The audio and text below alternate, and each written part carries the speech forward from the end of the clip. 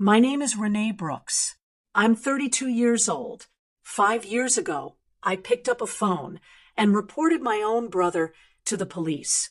And in one single moment, I lost my entire family. My mother said I was destroying everything. My father said I was no daughter of his. My sister called me a liar in front of the entire town.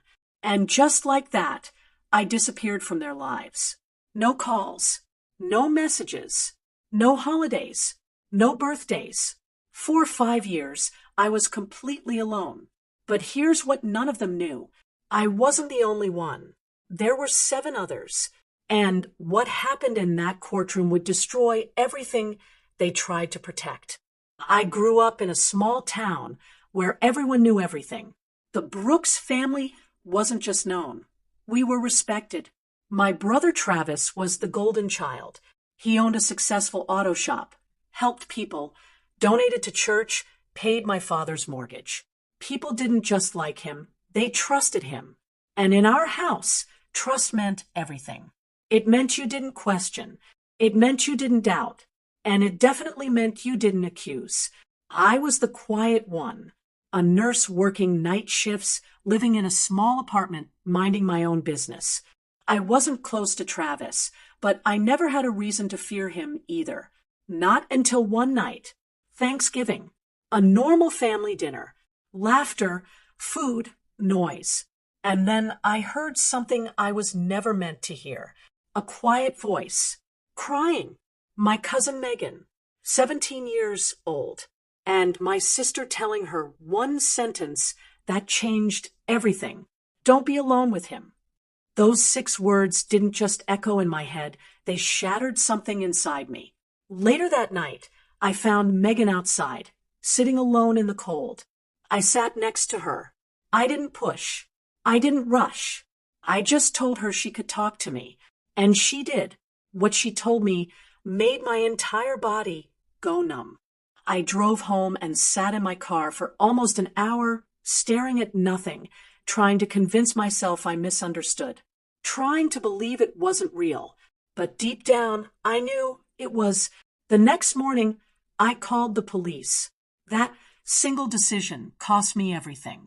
Within hours, my phone rang. My mother. I picked up, just hoping she would ask me what happened. But she didn't. She said 6 words I will never forget. You're destroying this family. Not, are you okay? Not, is it true? Just blame. Just anger. Just silence for the truth. My father called the next day. I thought maybe he would listen. Maybe he would understand. But he didn't. He said 8 words and hung up. No daughter of mine would do this. And that was it. 30 years of being his daughter ended in 8 words. Then came the public humiliation. My sister posted online calling me a liar. Hundreds of people agreed. The town believed them. The case collapsed within weeks. Megan was pressured to take back her statement. Without her, there was no case, no charges, no justice. Travis walked free, and I became the villain. I lost my family. I lost my home. I lost my place in that town. So I left. I moved to a new city with nothing but my job, and the decision I refused to regret. The first years were hard. I worked, I survived, I healed slowly. I built a life piece by piece. No family, no support, just me. And for the first time, I started to understand something. Being alone is painful, but it's not as painful as living in a lie. Years passed. I moved forward. I met someone who saw me, who listened, who believed me without hesitation. I got married. I built a home. I had a daughter. My life became something peaceful, something real. But even then, the past never fully disappeared. It waited. Then one day, 5 years later, my phone rang. A detective, the same one from before. Her voice was calm, but I could feel the weight behind it. She said 7 people had come forward. 7, all with the same story, all from my family, all saying what I said 5 years ago. In that moment, everything stopped. I wasn't crazy. I wasn't lying. I wasn't alone. I was the first. The case reopened. A trial was scheduled. And for the first time in 5 years, my family had to face something they spent years burying, the truth. I testified first. I told the jury everything. The dinner, the conversation, the call, the silence, the rejection. I told them what it cost me to speak. And when I finished, I realized something. For the first time, someone was actually listening. Then one by one, the others came forward. And then something happened that no one expected. My sister took the stand. The same sister who called me a liar. The same one who turned the entire town against me. She looked at me, and then she said the words that changed everything. I believed her because it happened to me too.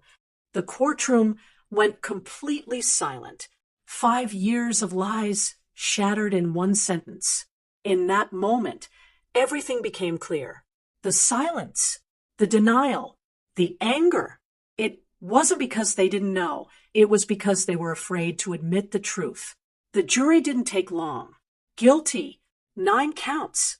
My brother was sentenced to prison. The same man they protected, the same man they chose over the truth, was finally held accountable.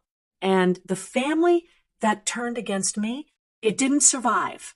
Because the truth doesn't destroy families. Lies do.